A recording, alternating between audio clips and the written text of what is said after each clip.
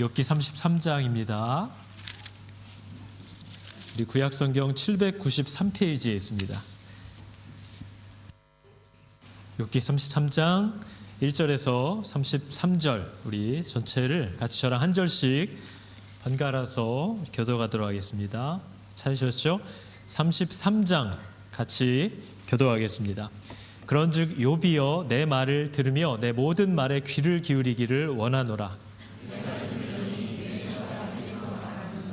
내 마음의 정직함이 곧 내 말이며 내 입술이 아는 바가 진실을 말하느니라.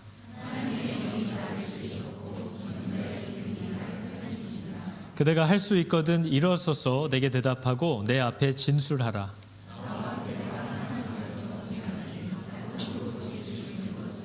내 위엄으로는 그대를 두렵게 하지 못하고 내 손으로는 그대를 누르지 못하느니라.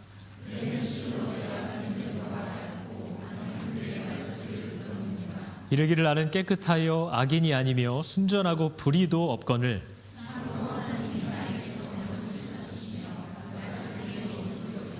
내 발을 착고에 채우시고 나의 모든 길을 감시하신다 하였느니라.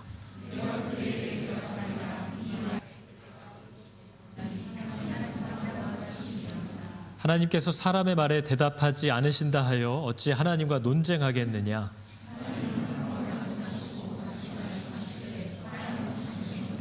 사람이 침상에서 졸며 깊이 잠들 때에나 꿈에나 밤에 환상을 볼 때에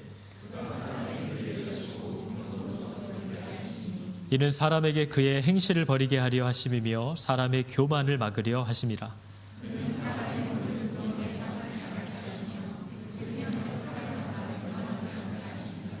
혹은 사람이 병상의 고통과 뼈가 늘 수심의 징계를 받나니 그의 살은 파리하여 보이지 아니하고 보이지 않던 뼈가 드러나서 만일 1천 천사 가운데 하나가 그 사람의 중보자로 함께 있어서 그의 정당함을 보일진대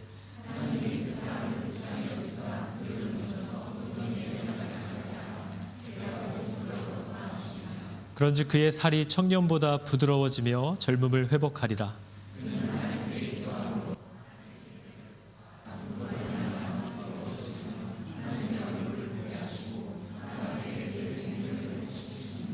그가 사람 앞에서 노래하여 이르기를 내가 범죄하여 옳은 것을 그르쳤으나 내게 무익하였구나.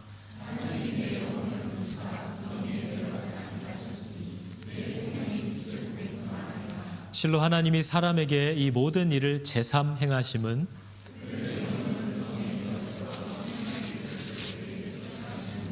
욥이여 내 말을 귀담아 들으라. 잠잠하라. 내가 말하리라.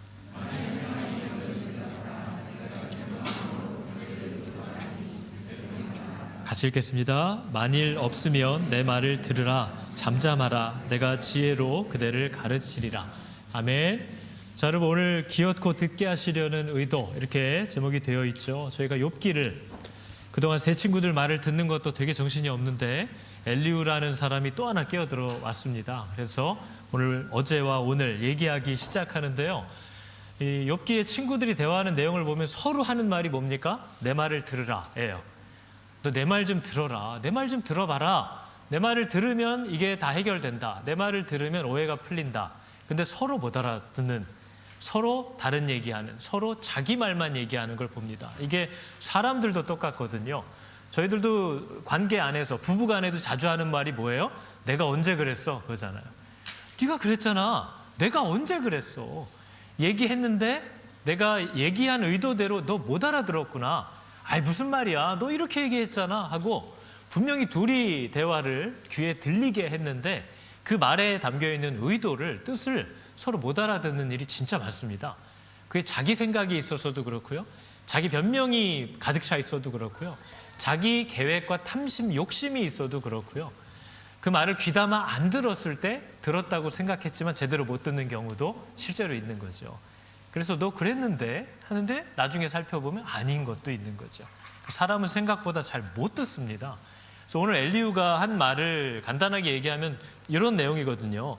엘리후가 나타나자마자 한 말이 욥아 내 말을 들어봐라. 네가 하는 말은 너는 잘못이 없는데 하나님이 너를 괜히 때리신다. 너 지금 이렇게 말하는 것 같은데, 하나님은 어떤 사람 앞에서도 어떤 사람도 하나님 앞에 죄 없다고 할 수 있는 사람은 없다. 이 얘기를 하면서요. 또 하나님이 혹 이해할 수 없는 일을 하신다고 해도 그분은 우리에게 일일이 해명하셔야 되는 분이 아니다. 이 얘기를 오늘 하는 거죠. 그리고 무엇보다도 하나님은 사람에게 늘 말을 하는데 사람은 관심이 없다. 이 얘기를 하는 겁니다. 정말 그런 것 같아요. 하나님이 뭔가를 얘기하는데 사람은 관심이 없다. 그래서 하나님이 관두시느냐? 아유, 저것도 말 못 알아듣지 하고 포기하시느냐? 아니요. 하나님은 그래도요. 그 사람이 구덩이에 빠지면 안 되니까, 그 사람이 칼에 죽임을 당하면 안 되니까 꿈으로, 환상으로 또 얘기하시고 때로는 경고로 그 마음을 두렵게 하셔서 그 죄와 교만을 버리게도 하시고 구덩이에 빠지지 않도록, 죽지 않도록 이 모양 저 모양 이 사건 저 사건 다 제3 한 번, 두 번, 세 번, 네 번 해서라도 저 사람이 못 알아듣고 깨닫지 못하고 있는 것을 기어코 듣게 하시려고 애쓰신다. 그 얘기를 하는 겁니다. 그래도 못 알아들으면 육신의 질병을 통해서 그가 의지하던 것들이 정말 무의미하다라는 것을 또한 깨닫도록 하신다. 그러니까 하나님은 어떻게 해서든지 우리가 듣게 하려고 애쓰신다. 이 얘기를 엘리후가 하는 겁니다. 그러면서 오늘 말씀에도 천사 중 하나가 그 사람의 중보자로 함께 있어서 그의 정당함을 보일진대 이렇게 표현하는 내용이 나오는데요. 이 사람이 죄가 없다라는 것을 이 천사가 증거해 준다는 말이 아니라 원문은 사람에게 그의 올바름을 알려주면 이렇게 되어 있는데, 풀이해서 얘기하자면 인간에게 와서 무엇이 옳은 것인지를 알려주면, 도와주면, 어떻게 보면 성령이 오늘날 우리에게 하시는 거죠. 하나님의 뜻이 어떤 게 옳은 거고 지금 어떤 게 죄인지 어떤 게 틀린 건지 이런 것을 알려주면, 우리를 그렇게 도와주면 우리가 깨닫고 돌이킬 수 있게 되면 하나님이 당신의 얼굴을 또 우리를 향하여 보게 하시고 기쁨을 회복시키시고 영혼이 구덩이에 내려가지 않게 하시고 생명의 빛을 보게 도와주신다. 이런 내용을 이제 하는 겁니다. 그러니까 엘리후가 하는 말은 결국은 이 얘기를 하는 거거든요. 오늘 본문 읽은 대로 실로, 진실로 하나님이 사람에게 참 다양한 일들을 자꾸 행하시는, 그것도 한두 번 하다 마는 게 아니라 제3 행하시는 것은 그들의 영혼을 구덩이에서 이끌어 생명의 빛을 그들에게 비추려고 하십니다. 못 알아들으니까 한 번, 두 번, 세 번, 네 번 이런 일들을 계속 행하시는 것은 결국은 그 사람이 죽지 않게 하려 합니다. 하나님의 의도는 항상 살리려 하십니다. 그 얘기를 오늘 엘리후가 합니다. 듣게 죽지 않으라고 살리려고 계속 얘기하시는데 듣지 않으니까, 그리고 들었어요, 알았어요, 이제 알겠어요 하는데 제대로 아는 게 아닌 거예요. 진짜 이해한 게 아닌 거죠. 깨닫지 않으니까 하나님이 때론 환상으로, 때론 꿈으로, 때론 경고로, 때론 두려움으로, 때론 질병으로, 때론 이해할 수 없는 사건으로 어떻게 해서든지 이 사람 안에 이 빛을 우겨 넣으려고 하신다. 그러니까 하나님은 그런 분이지 않느냐, 하나님은 괜히 하시는 분이 아니지 않느냐, 이 얘기를 하는 겁니다. 근데 이 얘기는 시편에도 똑같이 나오거든요. 시편에도 보면 고난당함이 내게 유익이라, 우리가 참 싫어하는 얘기지만 저 얘기를 결국은 하는 거예요. 고난당함이 내게 유익이라, 그것 때문에 내가 하나님의 마음을 배우게 되었다는 겁니다. 안다고 생각했는데 고난을 당해보고 일들을 겪다 보니까 이게 진짜 그게 아니었구나, 내가 잘못 알았구나, 저런 거였구나, 이런 뜻이 있었구나 하는 것을 그걸 통해서 알았다는 거죠. 고난당함이라는 말은 저게 지금도 현재 진행형으로 되어 있는 내용입니다.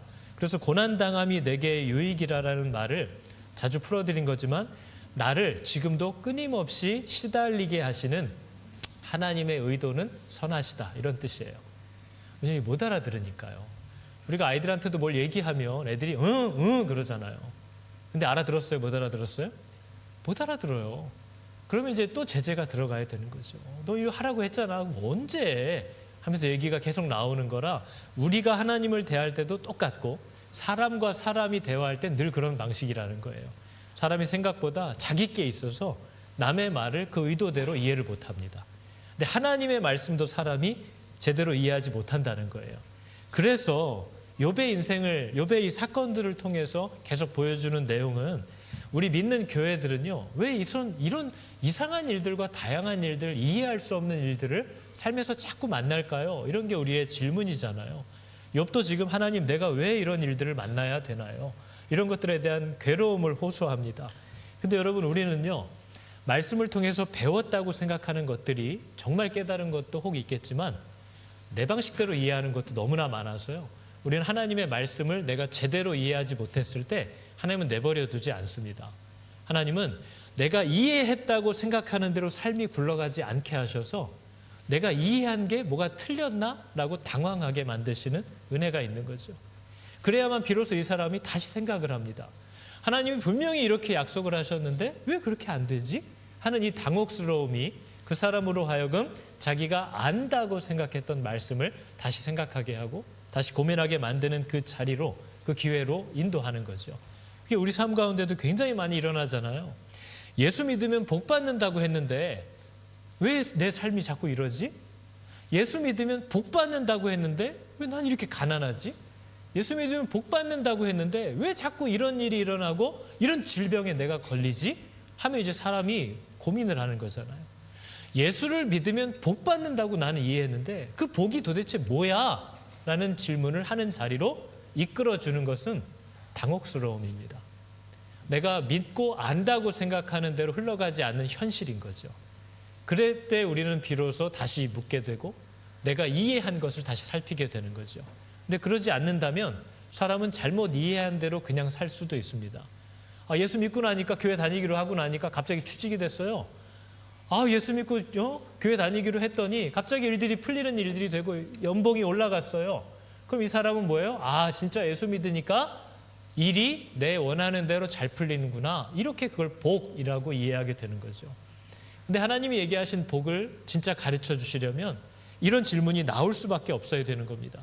예수 믿으면 복 받는다고 했는데 이게 복인가? 왜 이런 일이 일어나는 거지?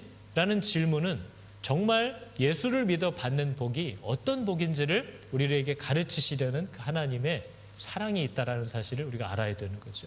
그게 성경이 말하는 복입니다. 예수 잘 믿는데 왜 가난이 끝나질 않지? 예수 잘 믿는데 왜 우리 어머니 아버지가 병이 안 나았지? 이런 질문에 부딪혔을 때 우리는 굉장히 당황하고 굉장히 분노하는 거죠. 그런데 여러분, 성경이 말하는 예수를 믿어 받는 복, 하나님으로부터 얻는 복이라는 것은 어떤 상황에서도 하나님을 더 의지하게 되고 더 필요로 하게 되고 늘 기억하게 되는 복을 말하는 거지. 그 복의 근원이신 하나님과 어떤 모양으로든 더 가까이 가야 하고 더 함께 있어야만 하는 자리로 우리를 인도하시는 그 복이지, 그분이 없어도 편하게 살 수 있는 그런 종류의, 나를 힘들게 하는 짐들을 다 그냥 놓게 하시는 그런 종류의 복이 아니라는 것을 우리는 이런 당혹스러운 사건을 만나지 않으면 평생 모르고 기복신앙으로도 살아갈 수 있는 거죠. 그래서 하나님은 우리가 바르게 깨닫게 하시려고 말씀하시고 또 말씀하시고 또 말씀하시는데 못 알아들으면 한 번, 두 번, 세 번 내가 착각하고 있는 게 아니라는 것을 물을 수밖에 없고 당황할 수밖에 없고 분노할 수밖에 없는 다양한 사건들을 우리 삶 가운데 재삼 일으키신다. 그래서 우리로 하여금 그 죽음 가운데서, 그 오해와 착각 가운데서 계속 살도록 내버려 두지 않으신다 얘기하는 겁니다. 그래서 우리가 양육을 받고 설교를 듣고 책을 읽고 하다 보면 이런 거구나 하는데 여러분, 다 자기 생각대로 이해하는 것도 많습니다. 그래서 내가 이해했고 깨달았다고 느껴지는 대로 삶이 가지 않는, 삶에서 그런 걸림돌들을 만나는 사건들이 우리에게 나타날 때마다 우리는 묻게 되는 거죠. 하나님, 왜? 이렇게 말씀하셨는데 왜 이렇게? 하는 그런 돌에 부딪혀야만 사람들은 정말 하나님이 주시려고 하는 게, 혹은 말씀하신 의도가 뭔지를 바로 배울 수 있는 기회를 얻게 되는 거죠. 그래서 여러분, 이걸 이해하지 못하면요, 우리는 어떤 사람에게 어떤 일이 일어났는가가 판단 기준이 됩니다. 저 사람이 좋은 일을 만났냐, 나쁜 일을 만났냐, 그걸 보고 은혜다, 저주다 이렇게 얘기하는 거죠. 근데 여러분, 이걸 잘 아셔야 돼요. 우리 욥기를 통해서도 보는데요, 어떤 사람에게, 어떤 믿는 사람에게 그게 좋은 일이든 나쁜 일이든 어떤 일이 일어났다라는 것은 그 사람이 복을 받는지 혼나고 있는지를 판단하는 기준이 아닙니다. 성경이 말하는 복의 기준은요, 이 사람이 좋은 일을 만났던 나쁜 일을 만났던지 간에 그 일이 이 사람을 어디로 이끌어 가는가, 그 일이 그래서 이 사람을 어떻게 변화시키는가를 우리가 보는 겁니다. 하나님은 사람을 기르시기 위해서요, 때로는 잘해주시기도 해요. 악인인데 복을 주시기도 해요. 의인인데 고난을 주시기도 해요. 그래서 뭘 주셨느냐가 복의 기준이 아니에요. 뭐를 주시던지 간에 그것 때문에 그 사람이 어느 방향으로 가느냐, 어떻게 변화되느냐, 누구를 바라보느냐 하는 그 모습이 복인지 저주인지를 아는 거죠. 그래서 아무리 하나님이 삶을 형통케 해도 이 사람이 그것 때문에 바른 방향으로 가지 않고 하나님과의 거리와 척이 계속 져지기 시작한다면 아, 저 형통이 저주였구나를 분별할 수 있는 거죠. 그러나 극단적으로 이 사람이 정말 어려운 시간을 보내고 있는데 그것 때문에 하나님을 더 주목하기 시작하고 하나님의 주권 앞에 자신의 모든 걸 내려놓기 시작하면 이 사람은 복을 받고 있구나라고 분별할 수 있어야 된다는 겁니다. 우리에게 어떤 일이 일어나느냐가 중요한 게 아닙니다.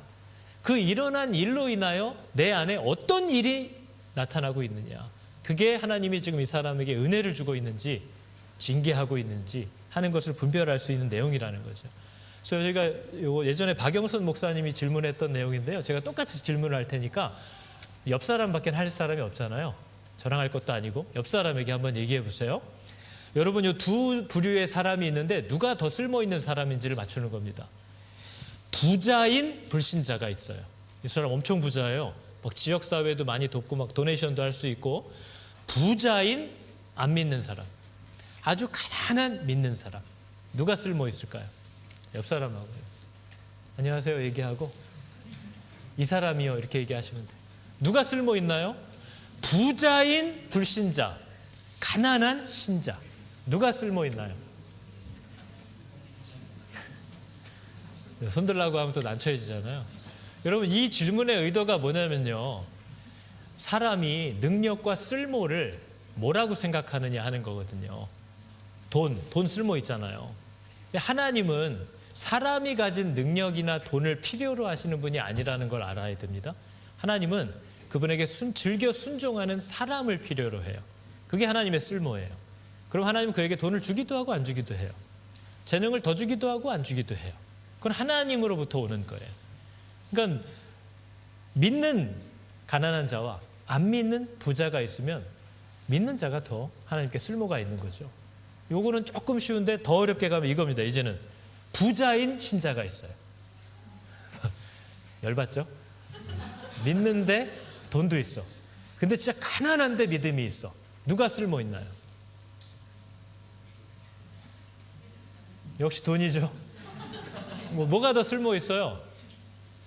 이게 우리의 생각이 거기 붙어 있는 거죠. 하나님은 돈을 주기도 하고 가난하기도 하잖아요. 돈이 있는 믿는 사람만 잘 쓰이는 게 아니고요, 하나님이 믿는 자에게 가난을 주셨다면 그것도 하나님의 뜻을 능히 이루어요. 그리고 하나님이 아주 귀하게 써요. 믿는 사람이면 하나님이 주시는 걸 가지고 다 하나님의 뜻을 이루게 해요.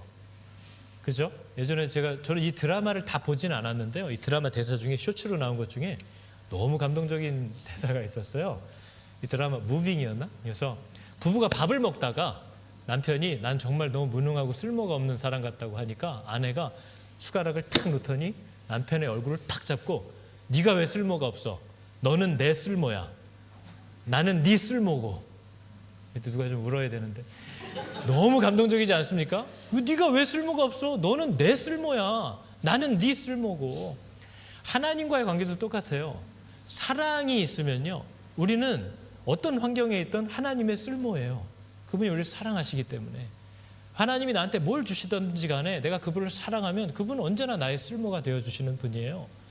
우리는 가진 걸 가지고, 받은 걸 가지고, 그 사람의 무엇을 가지고 저게 있으면 하나님께 더 유용하다라고 얘기하는 거죠. 근데 부와 귀와 명예와 오래 살게 하고 힘도 다 하나님으로부터 온다고 열왕기는 얘기합니다. 그건 하나님이 주시는 거라 하나님의 쓸모는 아니에요. 하나님은 그 사람이 믿음 안에 있고 순종하는 자면 그 사람은 하나님의 유용한 도구인 거예요. 돈이 있냐 없냐는 별로 의미가 없어요. 그 사람이 믿음이 있으면 쓸모가 있다라는 걸 알아야 되는 거죠. 근데 우리가 세상적인 가치관을 갖고 있으면 자꾸 믿음 더하기 요게 있으면 이 사람 하나님한테 유용한 사람, 이런 식으로의 가치관이 자꾸 나타나는 거죠. 그러다 보니까 욥기에서도 자꾸 이 사람이 무슨 일을 당하느냐 그걸 보고 정죄하고 무슨 일을 만나느냐 가지고 이 사람의 우위를 판단하고 하는 일들을 하는 겁니다. 근데 여러분, 저와 여러분의 삶은 우리의 성품과 우리를 다뤄가시는 하나님의 뜻을 따라서 나를 키우시기 가장 적절한 프로그램들이 다 개별적으로 있습니다. 그래서 어떤 때는 하나님의 위로가, 어떤 때는 정말 스파르타식으로, 어떤 때는 하나님이 우리를 잠시 눈을 피하기도 하시고, 어떤 때는 더할 나위 없이 가까이 우리에게 다가오기도 하시고, 우리를 기르시는 중이에요. 그 모든 사건들을 통하여 듣게 하시고 깨닫게 하시고 자라게 하시는 하나님의 일이 있기 때문에 욥의 친구들처럼 저 사람이 지금 무슨 일을 만났어를 가지고 그걸 판단하는 게 아닙니다. 왜냐하면 은혜라는 것은요, 그 사람이 무슨 일을 만나든지 하나님께로 나아가게끔 하는 능력이기 때문에 그래요. 그게 우리가 살펴봐야 될 내용이에요. 근데 우리가 이 세 친구들과 욥에 오늘 엘리후까지 끼어들어가지고 하는 걸 보면 이 결론이 딱 떠오르지 않습니까? 사람은 정말 안 듣는다, 이런 거예요. 다 자기 얘기만 해요. 사람은 너무 안 들어요. 선택적으로 들어요. 제가 저희 아이들에게도 얘들아, 오늘은 주말인데 진짜 이렇게 시간 끌지 마. 너무 늦게 자면 안 되니까 만약에 뭘 보고 싶으면 가자마자 씻어. 그리고 내일 학교 갈 준비를 해놓고 방을 정리한 후에 우리가 패밀리 타임을 갖자. 얘기를 하잖아요. 그럼 애들은 뭐 하는 줄 알아요?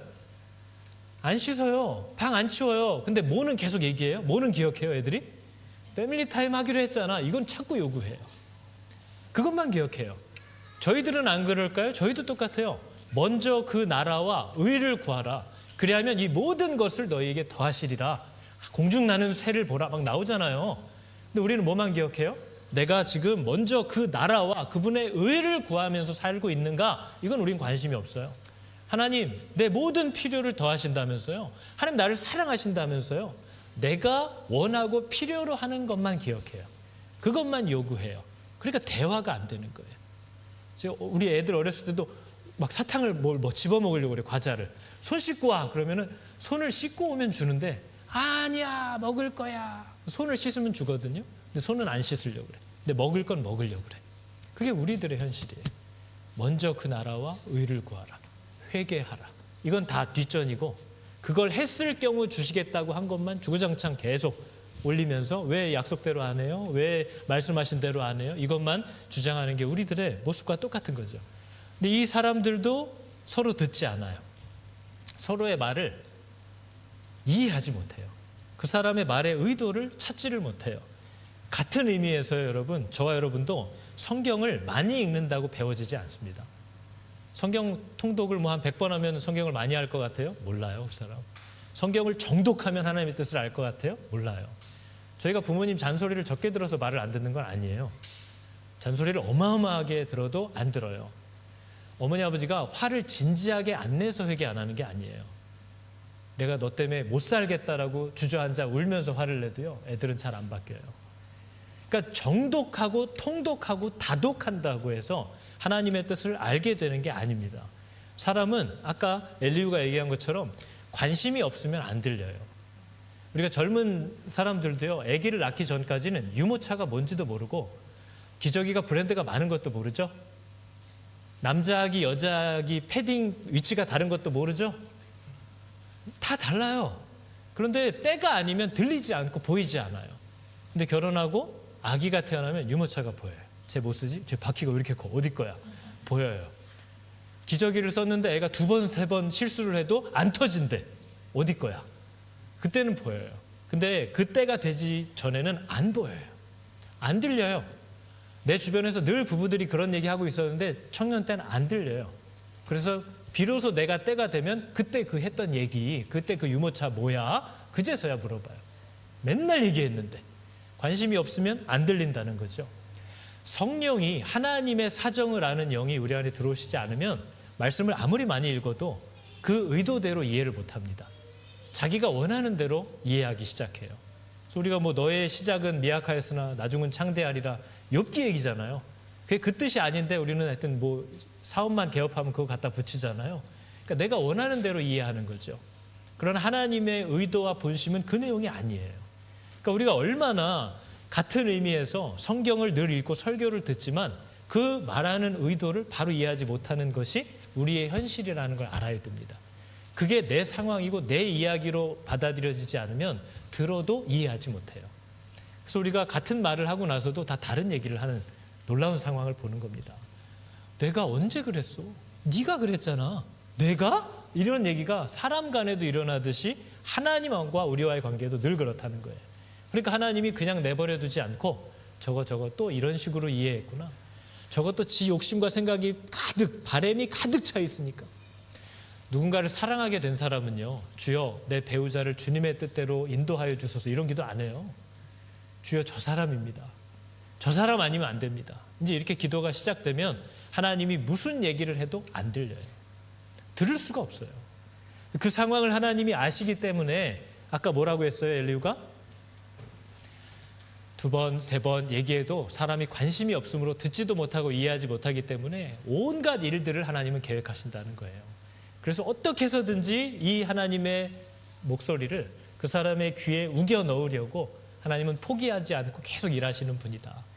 물론 엘리후는 이걸 가지고 그러니까 너 좀 들어. 죄가 있으니까 그런 거 아니야. 문제가 있으니까 그런 거 아니야. 이런 얘기를 결국은 하고 싶었겠지만 엘리후가 얘기한 이 내용은 사실 맞는 거죠. 그래서 여러분 사람은요, 엘리후도 아까 얘기했어요. 내 위엄으로는 너를 두렵게 하지 못하느니라. 내 손으로는 너를 누르지 못하느니라. 사람은 사람을 변화시킬 힘이 없다는 거예요. 근데 여러분 이거 우리가 아는 것 같지만 모릅니다. 우리는 설교자에게 좋은 목사님이 있으면 이런 분들 있잖아요. 목사님 저희 아들 좀 부탁합니다. 제 아들도 안 되는데 무슨 그 집 아들을 제가 어떻게 부탁을 받습니까? 저도 제 가족들을 바꾸지 못해요.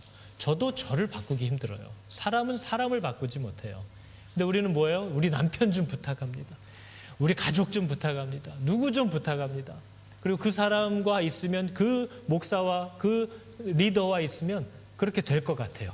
변할 것 같아요. 그렇지 않다라는 걸 알아야 돼요. 여러분 설교자는요, 사람을 바꾸는 사람이 아닙니다.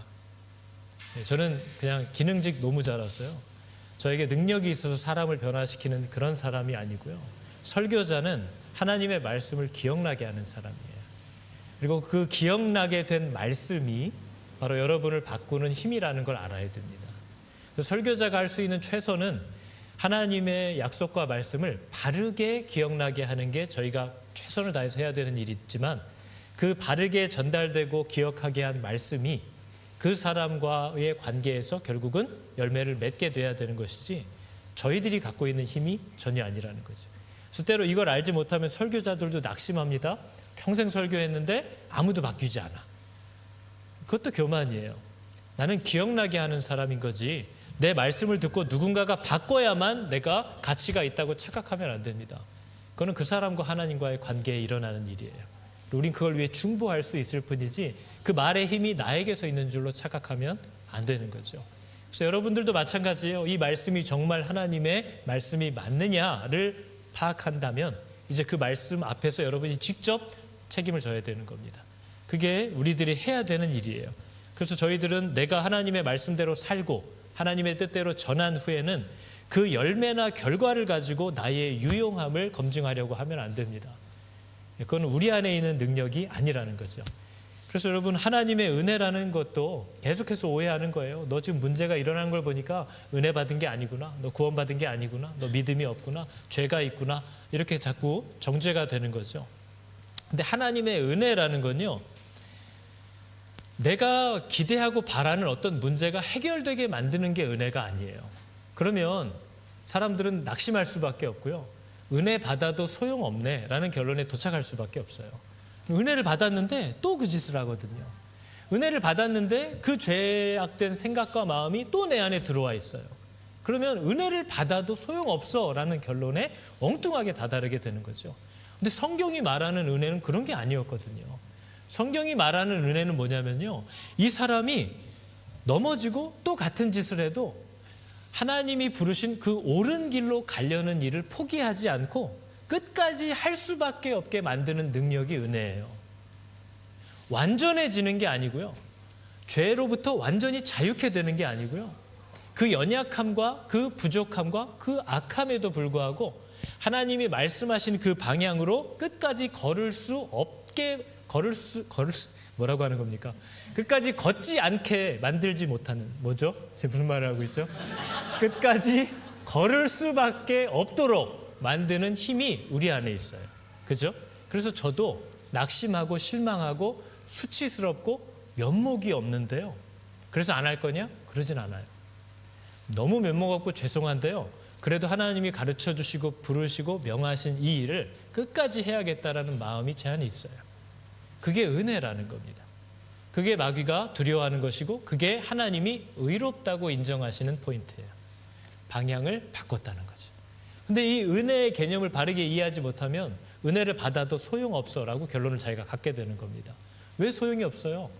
이렇게 계속 넘어지고 계속 실수하는데도 계속 하나님께 나아가기를 원하는 자가 되었는데, 그리고 여전히 회개하고 여전히 돌이키려고 하고 그 죄를 만나면 또 싸우려고 하고, 죄를 지었을 때 너무나도 괴로워하고 그것을 하나님께로 가지고 나가고, 그래서 면목이 없지만 그래도 부르셨으니까 나는 또 갈 거고, 이게 부르신 대로 가지 않을 수 없게 만드는 능력이 은혜라는 겁니다.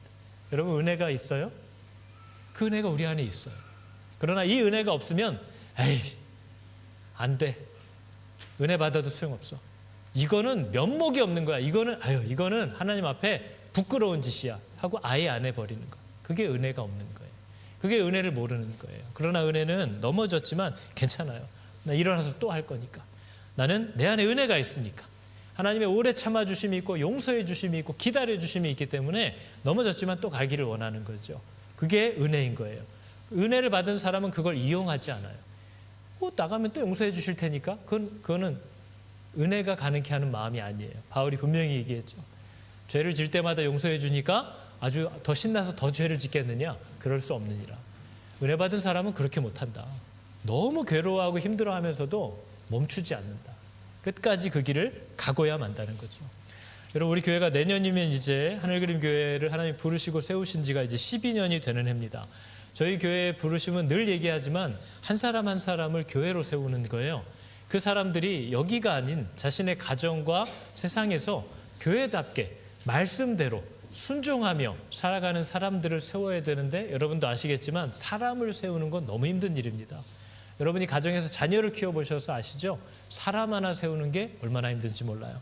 근데 그 일을 위해서 우리 교회의 유일한 계획이라고 한다면, 사람이 하나님의 말씀 앞에 서게 하고 변화되게 하고 순종하게 하는 그 목적을 혹시나 방해하거나 걸리적거리게 하는 일들이 있으면 안 하는 거.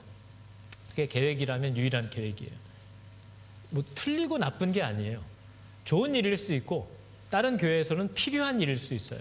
그러나 우리가 사람들을 말씀 앞에 세우고 그분을 따라가게 하는 그 일에 혹시나 좀 방해가 되면 하지 않는 것. 그게 유일한 계획이라면 계획이에요. 근데 이게 여러분, 이것도 쉽지 않습니다. 우리가 이 일을 위해서 우린 애찬을 따로 하진 않아요. 애찬을 할 때 누군가는 준비해야 되는데요. 누군가 준비하는 사람이 그거 신경 쓰다가 예배를 못 드리는 일들을 저는 제가 청년 때도 늘 들었어요. 집사님들은 늘 주방에서 살아요. 그 아까운 시간을 그 주중에 실컷 모여서 밥 먹고 놀든가, 주일날은 완전히 하나님 앞에 서는 것을 애쓰도록 하려고 애찬을 따로 하지 않고, 굳이 이런저런 행사들도 저희는 거의 하지 않습니다. 그리고 저희는 교회들을 세운다는 목적을 가진 이 교회가, 또 다른 교회들을 세워서 세상에 파송한다는 이 교회가, 부교육자들, 이미 자기를 교회로, 또 교회를 세우는 부르심을 따라 나온 사람들을 돌보지 않는 것이 얼마나 큰 범죄인지를 알아야 됩니다. 성도 한 명을 세우는 것을 위해서도 시간과 돈을 사용하고 그 사람들을 세워가는 일을 교회가 힘을 다해서 해야 되는데, 자기를 하나님의 완전히 풀타임 사역자로 교회를 세울 리더들로 드리고 물질도 시간도 하나님께 맡기고 나아오는 사람들을 교회가 돌보지 않고 세우지 않는 것도 얼마나 큰 범죄인지를 알아야 돼요. 사역자들을 잘 세워서 또 다른 교회를 세우는 것도 교회의 굉장히 큰 사역입니다. 그래서 그 부분이 우리가 지금 힘쓰고 애쓰려고 하는 부분인 거죠. 그들이 그 일에 전념할 수 있도록 그 생활을 돌봐야 한다는 걸 계속 얘기하는 겁니다. 성도 하나만 잘 세워도 너무나 복이 되는데, 교회를 세워갈 사람들을 위해서도 교회가 함께 일하는 것이 얼마나 중요하고 그들을 귀히 여기는 것도 얼마나 중요한지 몰라요. 근데 이 일들을 할 일꾼들이 필요한 겁니다. 바로 교회가 이런 일을 하는 곳이구나라는 걸, 사람을 세우고 교회들을 세우고 하는 일이 교회의 일이라는 것을 사명으로 알고, 그 부르심에 마음을 같이 하게 되는 은혜가, 콜링이 있는 사람들이 우리 가운데 리더들로 세워져야 돼요. 그런데 제가 사람들을 세우다 보니까요, 뭐가 제일 힘든지 아십니까? 시간을 안 냅니다. 훈련을 받아야 되잖아요. 장로들은 그냥 세워지는 게 아니에요. 장로들은요, 말씀으로 다른 사람들을 정말 먹일 수 있어야 되고, 혹은 가르치는 은사가 좀 부족하다면 자기가 받고 배운 그 말씀대로 자신의 삶을 정말 힘있게 살아가는 믿음의 선배들이어야 됩니다. 그러려면 그 사람은 자신의 시간, 돈에 대하여서도, 자신의 받은 재능에 대하여서도 하나님의 뜻대로 사용하려는 헌신됨이 나타나야 해요. 그래서 여러분, 사역자들이 귀한 겁니다. 그걸 위해 자신의 삶을 드렸다는 거죠. 그런데 성도들 중에도 그 부르심이 있다는 거예요. 그러한 사람들은 시간을 내야만 해요.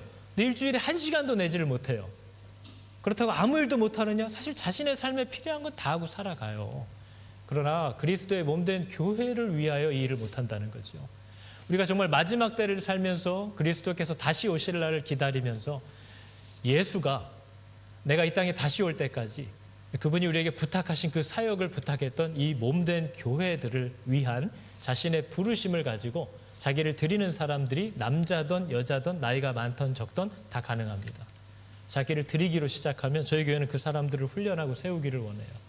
우리가 2024년도 재직 신청서도 저 뒤에 다시 놨습니다. 신청을 하면 교회의 일꾼들로 저희가 받되, 그동안은 이 사람들을 훈련하는데 시간을 내게 하기가 너무 힘들어서 이제는 사역자들이 미리 훈련 일정과 날짜들을 계속 다 잡아놨어요. 이렇게, 근데 아주 많지 않아요. 최소한의 시간입니다. 그렇게 자기를 교회의 일꾼으로 드리기를 원하는 사람이 있으면 우리는 그 사람들을 불러서 세우고 일꾼으로, 장로로, 집사로 세우기를 원하는 거예요. 시간을 내고 삶을 하나님께 드리라는 거죠. 교회에서 일하지 마십시오. 일하고 싶고 교회를 섬기고 싶다면 먼저 자기를 하나님께 드리세요. 그러면 그 사람들을 가지고 우리가 교회를 섬기겠다는 거죠.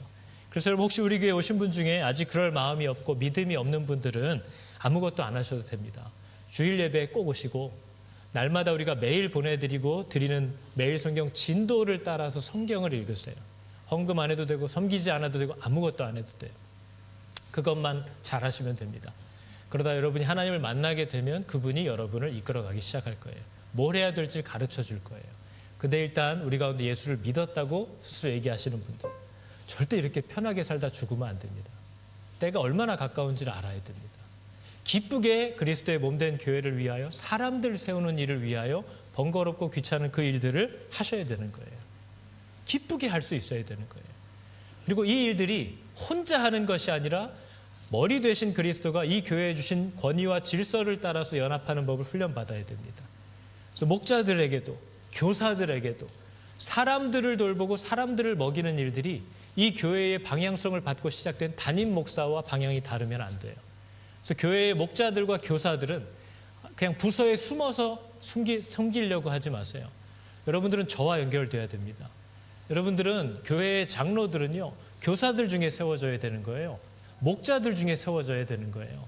그 일을 위해서 여러분을 부르는 겁니다. 근데 교사들이 헌신하지 않고 믿음 생활하지 않고 예배도 온전히 드리지 않고 말씀 앞에 서지도 않고 돈도 하나님의 뜻대로 쓰질 않아요. 안 된다는 거죠. 믿음이 없으면 말씀 앞에 섰어요. 일하려고 하지 말고. 그러나 믿는다면 자신을 하나님께 드리고 나오라는 거죠. 그 훈련을 시작할 거예요. 말씀의 사람으로 훈련받도록 도울 거예요. 넘어져도 괜찮아요. 그 방향으로 가려고 하는 은혜가 있잖아요. 우리한테는. 계속 독려하지 않습니까? 지난 5, 6년간 재직을 늘 받아서 예배 생활 똑바로 하시고, 말씀 날마다 묵상하고 저랑 교류하는 거 하시고, 헌금 생활 똑바로 하시고 얘기를 하잖아요. 늘 신청하시는 분들이 있어요. 그리고 늘 안 합니다. 늘 받아요. 이게 은혜라는 겁니다. 은혜. 마음을 먹고 나오면 받아요.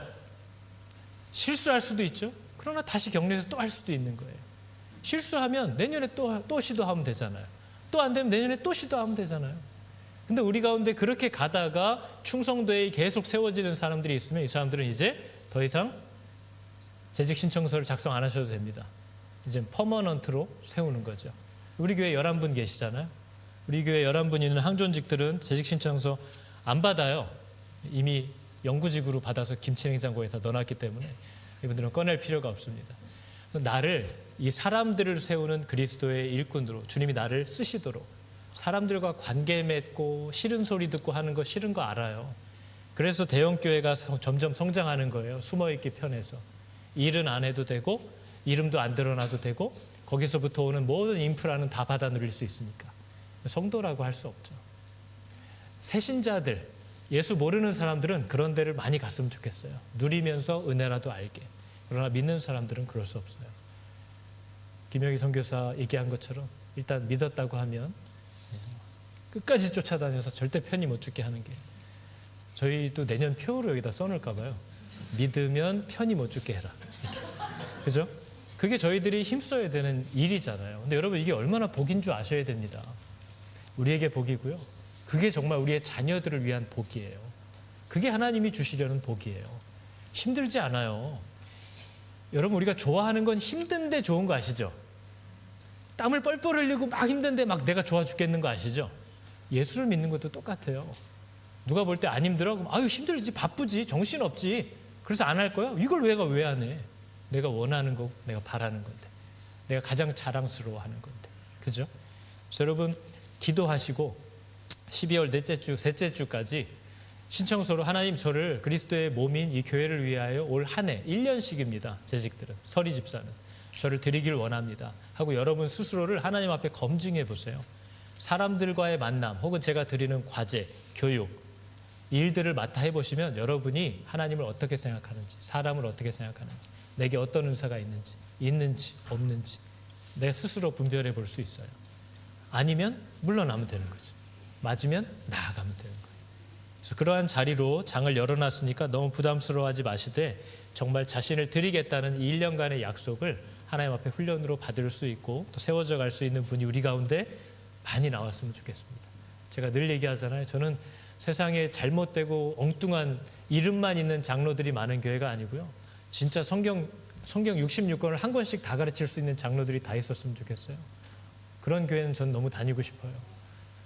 들어가면 누구한테든 가서 말씀을 배울 수 있고 누구한테든 하나님의 믿음대로 사는 삶의 본을 엿볼 수 있고 그런 장로들을 세우고 싶은 겁니다. 많이 세우고 싶은 겁니다. 사람이 없어요. 사람이 필요해요. 나아오라는 거죠. 부족해도 괜찮아요. 마음이 있으면 하나님이 받아요. 그리고 가르쳐 줍니다. 도와주신다는 거죠. 그리고 우리가 다 아는 찬양, 이 찬양은요, 가사가 되게 좋은 것 같지만 사실 이 가사가 되게 불편한 가사입니다. 내가 기도하는 대로 응답했으면 좋겠어요, 하나님이. 근데 내가 기도하는 것보다 어떻게 응답하신대요? 더 응답하신대요. 저게 여러분 진짜 불편한 겁니다. 내가 생각한 대로 이루어 주셨으면 좋겠어요. 근데 내가 생각한 것보다 더 뭘 자꾸 하시는 분이에요. 하나님, 요새 살이 좀 찌는 것 같은데 식단을 조금 건강하게 바꿔서 먹어보면 좋을 것 같아요. 난 이 정도 생각했는데 갑자기 하나님이 짐을 끊어버려요. 내가 생각하는 것보다 더 뭐를 자꾸 해요. 너무 참 고달퍼요. 하나님, 저는 이 정도 하면 딱 좋을 것 같아요. 근데 하나님은 나를 나보다 더 잘 알아요. 아니야, 너는 이만큼 하는 게 지금 필요해. 혹은 하나님, 저는 이만큼 했으면 좋겠어요. 아니야, 아서라, 넌 지금 이거 하나 똑바로 하는 게 더 중요해. 하나님은 내가 기도하는 것보다 더 응답하시고 내가 뭔가를 생각하면 옳다구나 하고 그거에 대해서 주고 싶으셨던 것들을 다 끌어모아서 가지고 오시는 분. 그게 하나님, 그게 아버지예요. 그게 사랑에서 나오는 열심. 그게 하나님이 우리를 사랑하시기 때문에 겪어야만 하는 불편함이라는 겁니다. 그러나 그게 복이라는 거죠. 그게 좋아요. 그게 좋은 겁니다. 그걸 누릴 수 있기를 여러분 축복합니다. 제가 같이 한번 찬양해 볼까요? 나의 기도하는 것. 나의 기도하는 것보다 더욱 응답하시라 하나님. 나의 생각하는 것보다 더욱 이루시는 하나님. 우리 가운데 역사하신 능력대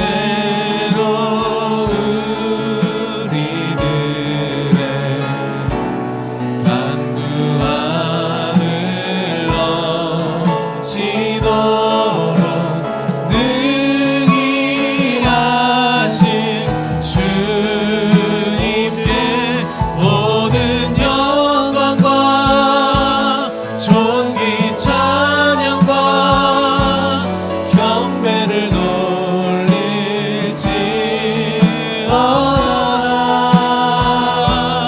모든 영광과 존귀 찬양과 경배를 돌릴지어다.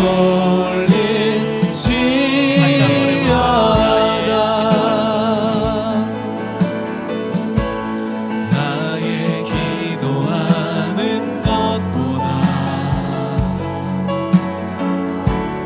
더욱 응답하시라 하나님. 나의 생각하는 것보다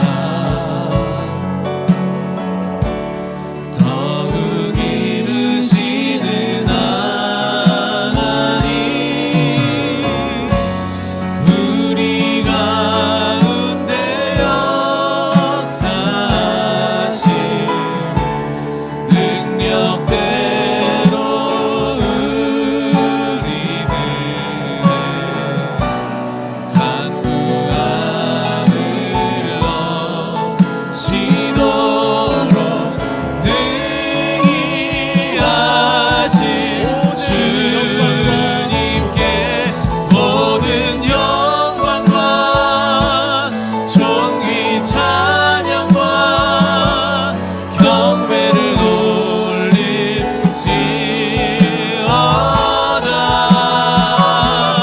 모든 영광과 존귀 찬양과 경배를 돌릴지어다.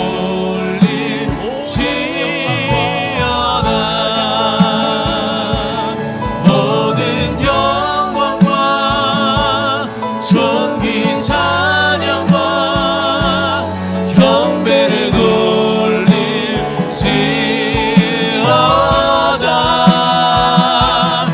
모든 영광과 존귀 찬양과 경배를 돌릴지어다.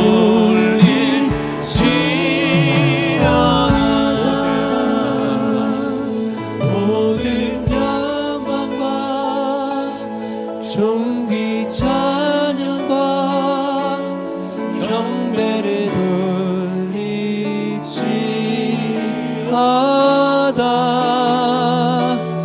모든 영광과 존귀 찬양과 경배를 돌릴지어다.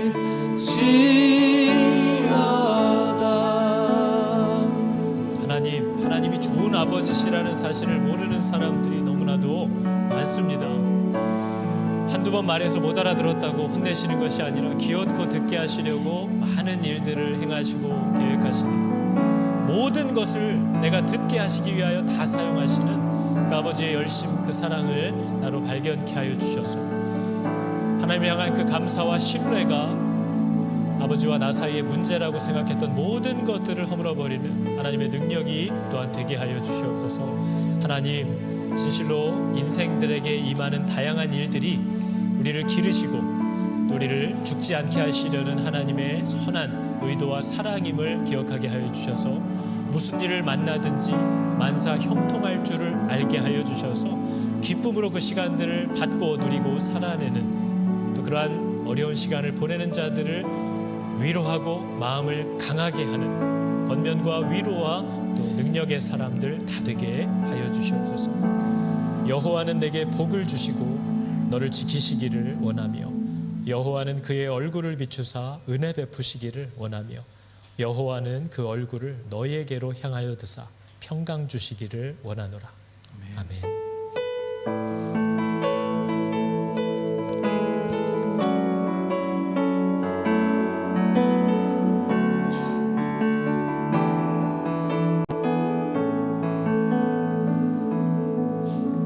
자, 우리 교회 소식 같이 보겠습니다.